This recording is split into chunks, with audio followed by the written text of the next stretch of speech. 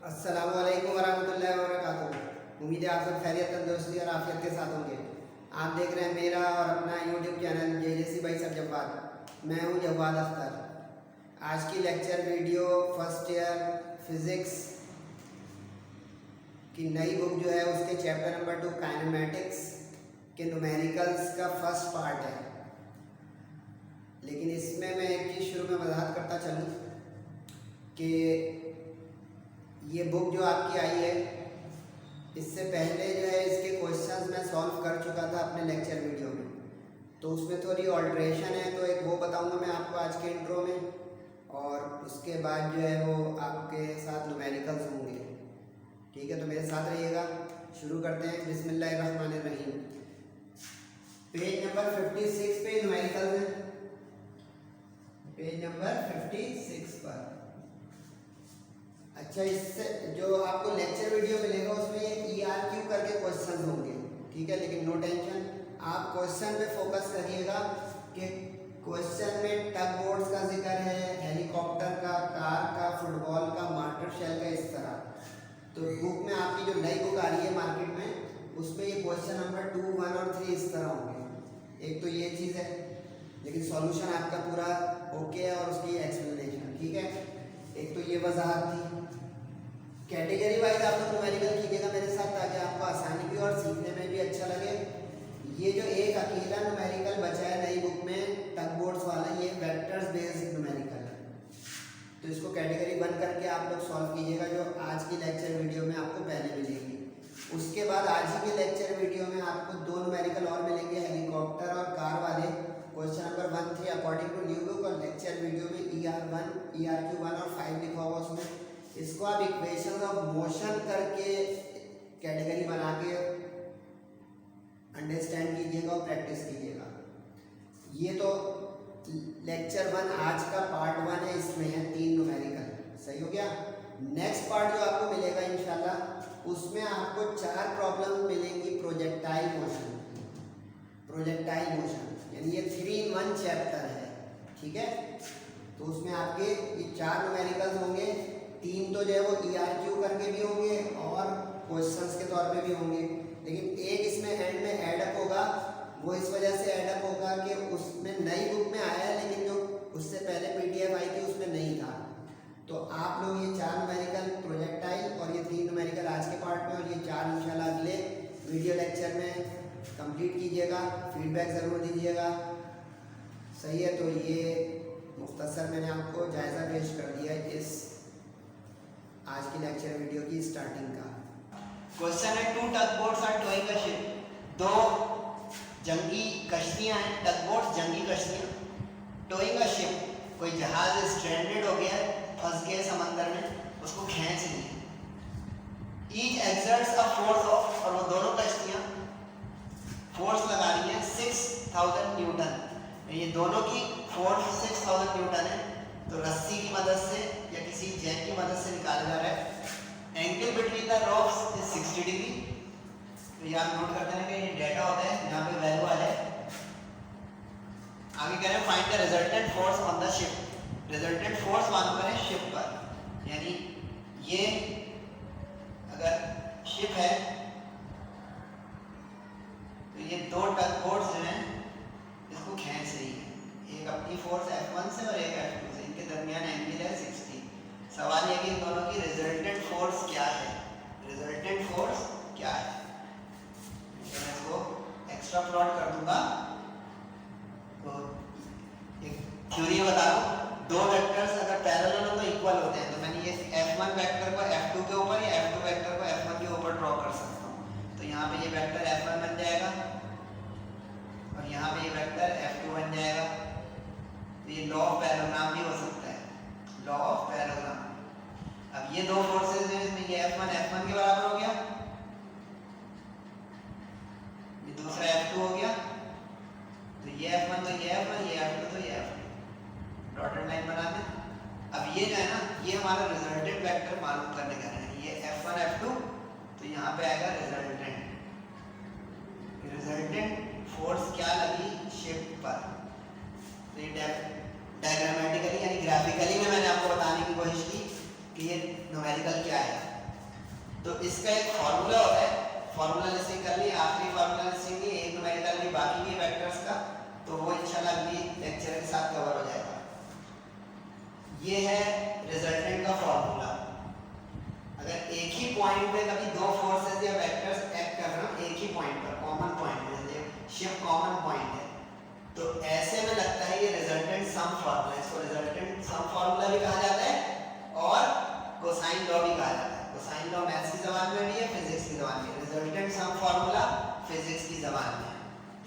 अब F1 square पहली force दी है 6000 न्यूटन, F2 स्क्वायर दूसरी फोर्स दी है, ईच में दोनों वैल्यू यही है।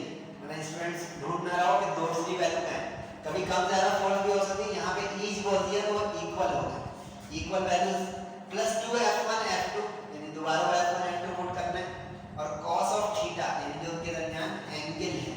ये फॉर्मूला आसान हो गया, F1 square + F2 square + 2 F1 F2 cos of theta. अब वैल्यूज पुट करें, डेटा देख लें, F1 दिया हुआ है 6000, F2, अच्छा अगर इक्वल वैल्यूज हो तो आप एक लाइन में भी डेटा बना सकते हैं कि F1 = F2 = 6000 न्यूटन। और मैग्नीट्यूड लिखने के दो तरीके हैं। लास्ट आपने क्वेश्चन मेरे साथ किया अभी थोड़ी देर पहले, उसमें मैग्नीट्यूड का निशान मैंने यूं लिख दिया या यूं लिख दिया। तो ये चैप्टर खत्म होने से पहले एक चीज देख लीजिएगा, मैग्नीट्यूड लिखने के दो तरीके चल रहे हैं। एक ये कि आप बगैर मॉडुलस के लिखते हैं तो वो मैग्नीट्यूड शुमार होगा, या मॉडुलस के साथ लिखते हैं तो वो मैग्नीट्यूड शुमार होगा। अगर आपने अकेला वेक्टर का एरो लगा दिया और मॉडुलस नहीं लगाया तो वो वेक्टर हो जाएगा। जैसे लास्ट न्यूमेरिकल जाके चेक कीजिएगा जिसमें ए और बी में आई जे के हेड और कैप लगे हुए थे, उसमें देखें ए वेक्टर का एरो लगा था, मॉडुलस नहीं लगा था। वेक्टर लिखने के लिए वो एरो आता है। मैग्नीट्यूड लिखने के दो तरीके चल रहे हैं, बगैर एरो के, बगैर मॉडुलस के, या मॉडुलस में फिर एरो के साथ। यानी रीड करेंगे मैग्नीट्यूड ऑफ फोर्स F1, ए लिख देता तो मैग्नीट्यूड ऑफ वेक्टर ए, इसको पढ़ दूंगा मैग्नीट्यूड ऑफ वेक्टर ए, लेकिन यहाँ ए लिख दूं तो ये भी ओके हो गया कि ये मैग्नीट्यूड है। ए पे एरो लगा दिया और आगे इस तरह गिनतियां लिखी हुई हैं तो रॉन्ग हो जाएगा, ख्याल रखिएगा, एक नंबर कट जाएगा। यानी आपको वेक्टर एक्सप्रेशन और उसका मैग्नीट्यूड एक्सप्रेशन लिखना भी आना चाहिए।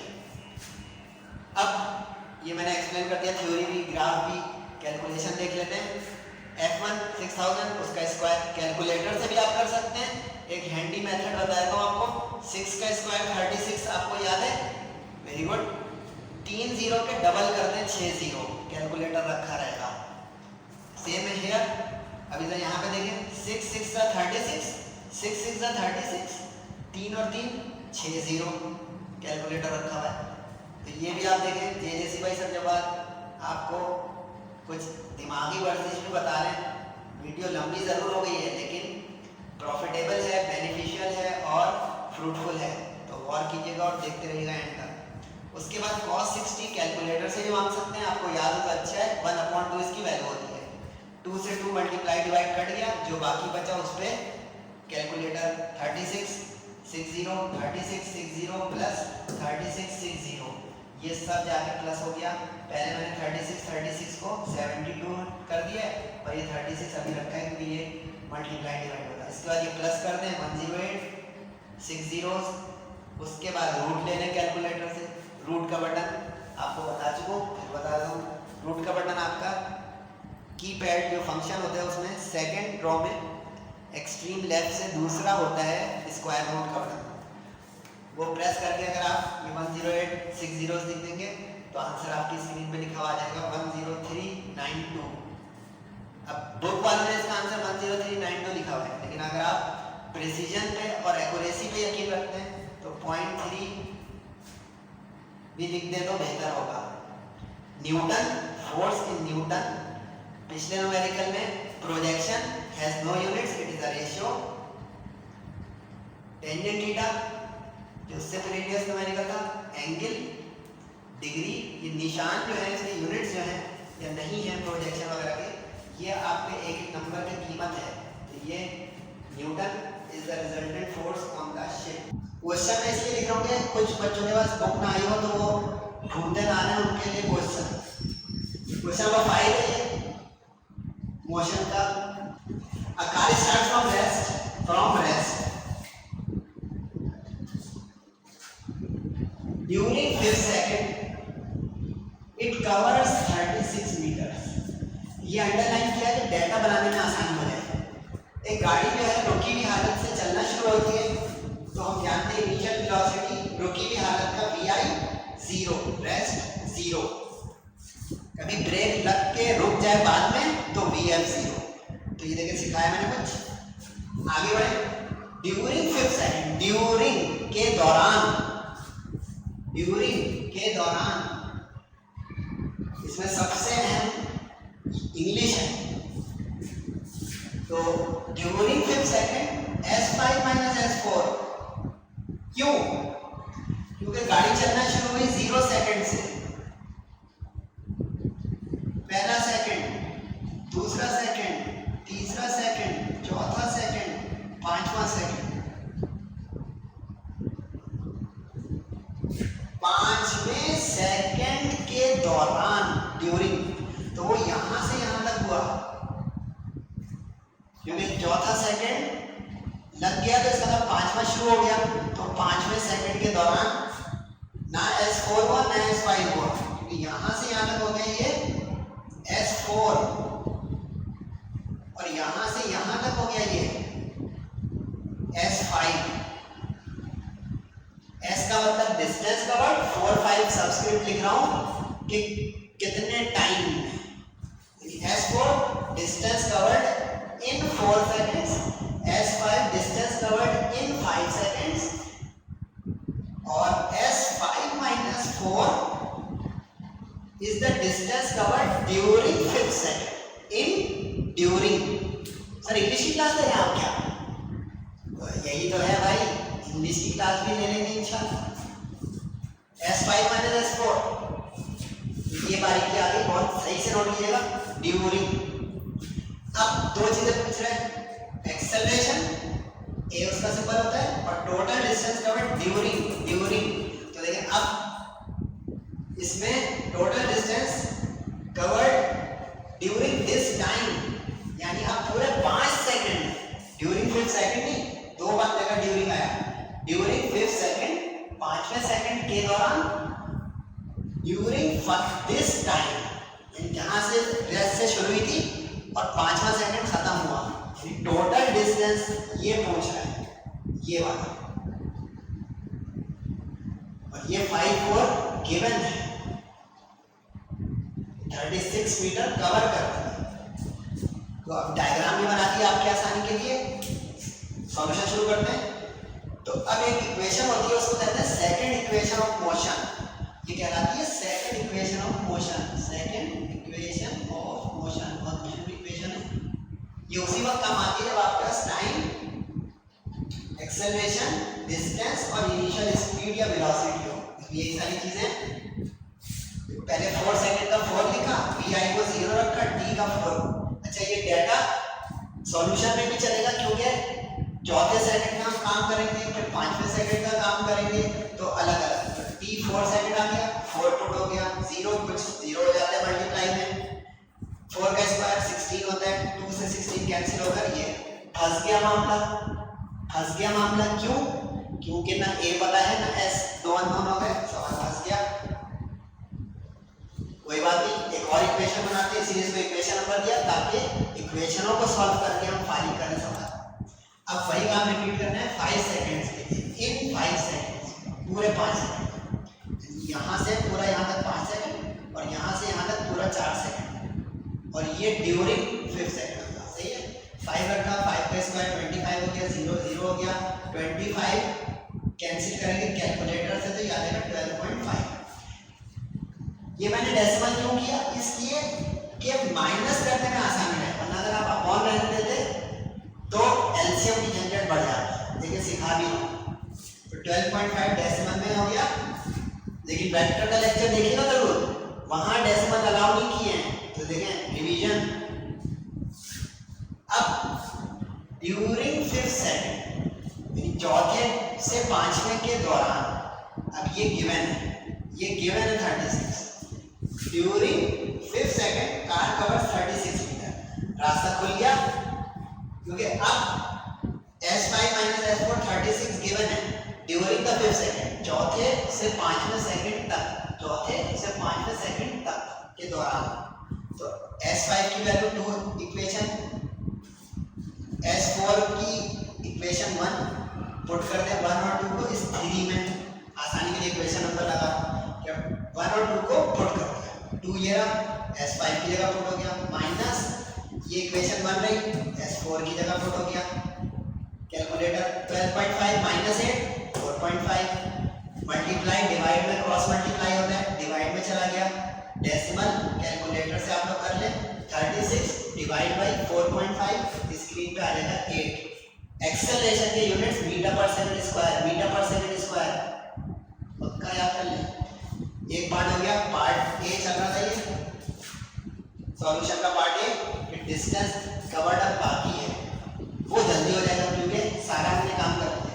अब distance covered during 5 seconds, total distance है ये.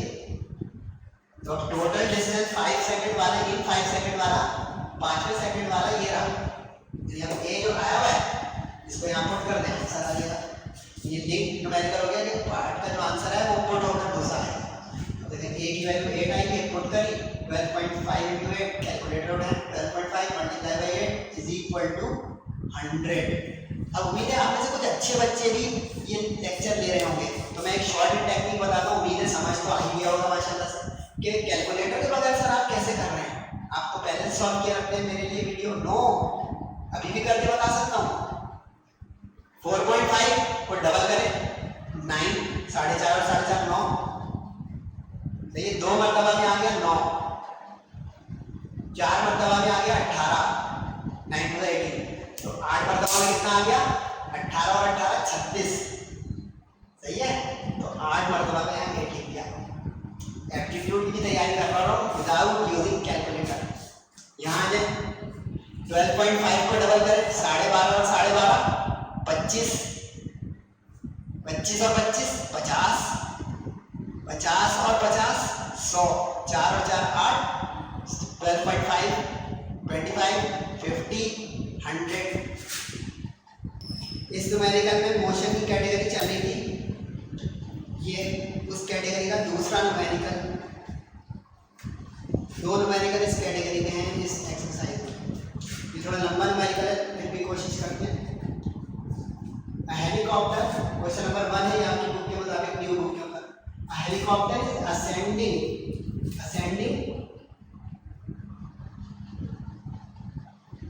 ऊपर उठना,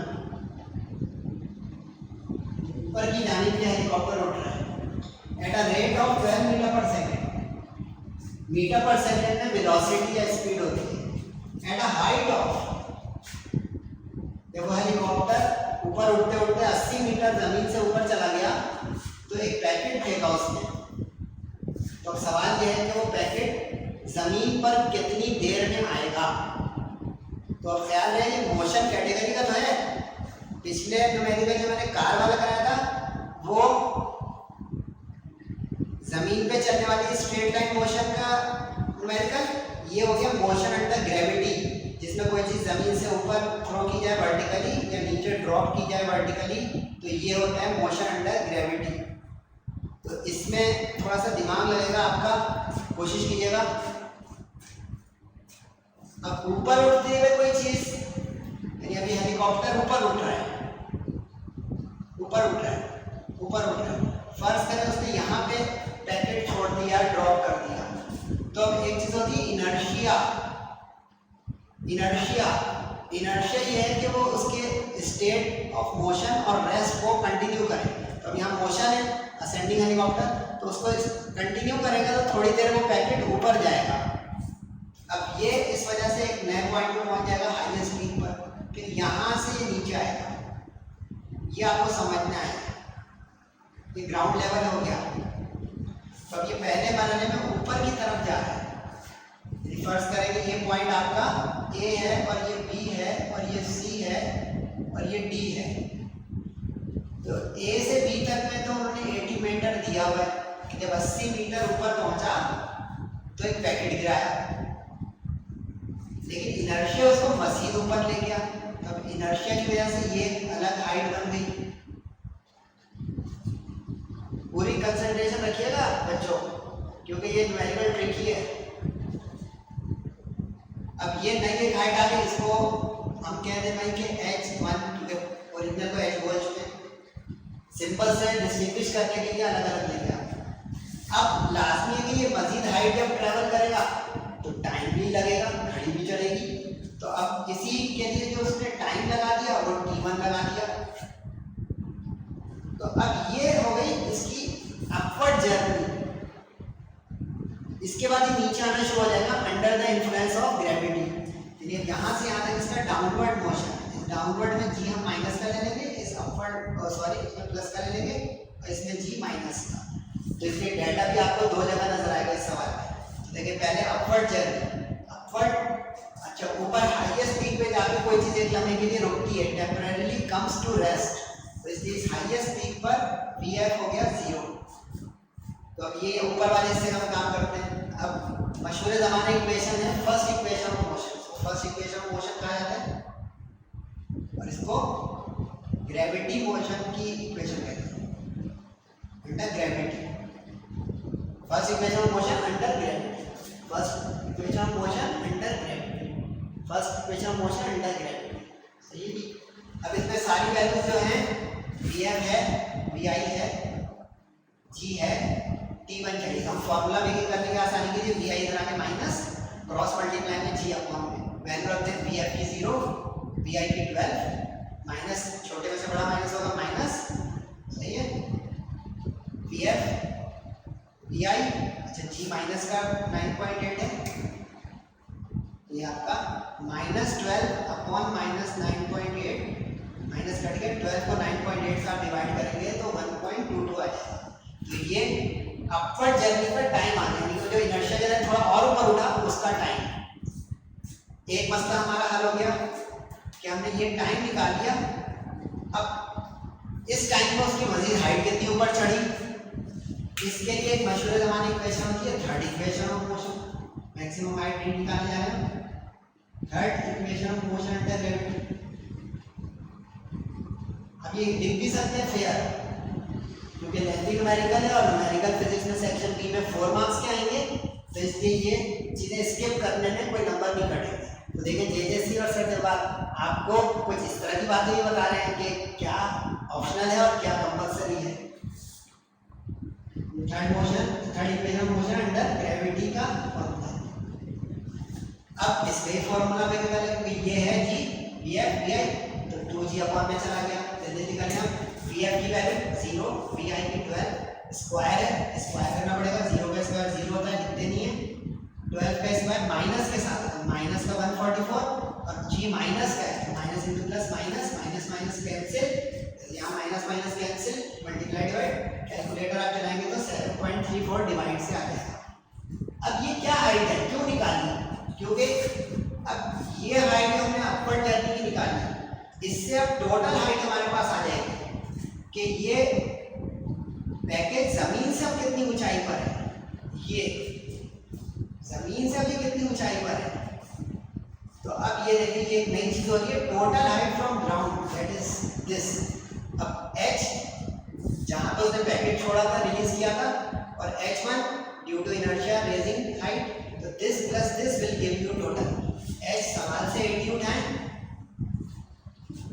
इनर्शिया वाली हाइट यहां से हमने कैलकुलेट की वो, तो ये हो गया h। सर ये क्यों निकाल रहे हैं, क्योंकि अब डाउनवर्ड जर्नी जब होगी तो पूरी पीक से बॉटम होगी, तो इसलिए ये वाली पूरी हाइट इस्तेमाल करनी पड़ेगी। ये इस्तेमाल की तो गलत हो जाएगा, ये तो डाउनवर्ड जर्नी का डेटा बन रहा है, क्योंकि अब पैकेट अपना सफर पूरा कर चुका है ऊपर का, नीचे की उसकी जर्नी शुरू हो रही है। अब नीचे की जर्नी का डेटा अलग बनेगा। अब ऊपर से नीचे कोई चीज़ आती है तो उसका Vi 0 हो जाता है इनिशियली, और ज़मीन पे आके जब हिट करती है तो उसकी कुछ वेलोसिटी होती है अदर देन 0, यानी मैक्सिमम Vf। इसमें पूछ नहीं रहा है मैक्सिमम, लेकिन अगर कभी वो भी पूछे तो कमेंट में फीडबैक में कहीं पूछ लीजिएगा कि सर ये चेंज रेंज न्यूमेरिकल की भी कोई एक आप क्लास लगा दें यार, वीडियो मजा आ जाएगा, लेकिन ये ऑन डिमांड होगा भाई, ऑन डिमांड। तो अब एच डाउनवर्ड जर्नी का टोटल डायग्राम नहीं बना रहा हूँ, समझा रहा हूँ कॉन्सेप्चुअल। तो वीडियो लंबी ज़रूर लग रहा होगा, पूरा कोचिंग में या कॉलेज में या कई तरीके से क्लास ले रहे हैं तो सॉल्यूशन के साथ समझ भी लें तो बहुत ही भला हो जाएगा आप लोगों का माशाल्लाह से। अब डाउनवर्ड जर्नी का टाइम, ये वाला टाइम कि यहाँ इसको नीचे आने में कितना टाइम लगा, क्योंकि अब आपको गेम समझ में आ रही है, कहानी क्या थी खत्म पे आ रही है। ऊपर उठने का टाइम T1, नीचे आने का टाइम T2, तो total time T1 plus T2। Sir आप क्या पानी में डुबकियां मार रहे हैं? भाई बोरियत के लिए थोड़ा थोड़ा एक दो रुपये तो ऐसे बोलने पड़ेंगे ना भाई, तो इसलिए ऐसा किया। ये तो आप कोई डाइनिंग पूल में जा रहे हैं। तो अब H थर्ड, ये सेकंड इक्वेशन ऑफ मोशन है, बड़ी मशहूर second equation of motion under gravity. अब H जो टोटल हमारा नीचे का हाइट का बन गया टोटल, वो रखा डाउनवर्ड में VI0। T2 अब इसलिए ले रहा हूँ ताकि डिस्टिंग्विश हो जाए, तो T1 अपवर्ड का, T2 डाउनवर्ड का, तो भाई T तो डाउनवर्ड टाइम को निकालना है। इसमें डाउनवर्ड टाइम में ये हुआ कि VI0 ऊपर से नीचे आ रहे हैं, 0 इंटू एनीथिंग 0 हो गया, 4.9 बचा, डिवाइड में क्रॉस मल्टीप्लाई में आ गया, डिवाइड करके आया ये पहले T स्क्वायर आ गया, तो ये T स्क्वायर आपका चल रहा है T2, ये देखिए आप लोग T2 चल रहा है। तो ये डाउनवर्ड जर्नी का टाइम आपका स्क्वायर रूट लेकर आ गया। स्क्वायर रूट का बटन आपको मैं बता चुका हूँ, ये आपके कैलकुलेटर के फंक्शन कीपैड में लेफ्ट से सेकंड बटन होता है स्क्वायर रूट का, सेकंड बटन आप दबाएंगे स्क्वायर रूट आ जाएगा, नीचे से तीसरी रो और लेफ्ट का सेकंड। तो स्क्वायर रूट किया, सेकंड में आ गया हमारे पास टाइम 2, पहला आया हुआ था टाइम 1, तो ये दो टाइम मिलकर आपका टोटल आ गया डाउनवर्ड प्लस अपवर्ड का।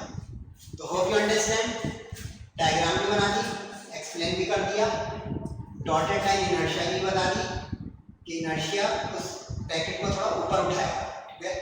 हेलीकॉप्टर तेजी से उड़ते उड़ते फेंक रहा है तो थोड़ा ऊपर जाएगा, फिर जमीन की ग्रेविटी इन्फ्लुएंस करके उसको नीचे लाएगी। तो होप यू अंडरस्टैंड, इंशाल्लाह बहुत जल्द मिलते हैं आपसे एक और लेक्चर में, एक और वीडियो में। तब तक के लिए अपना, अपने दोस्त अहबाब का, बहन भाइयों का, वालिदैन का बहुत ख्याल रखिएगा। अस्सलामु अलैकुम व रहमतुल्लाह।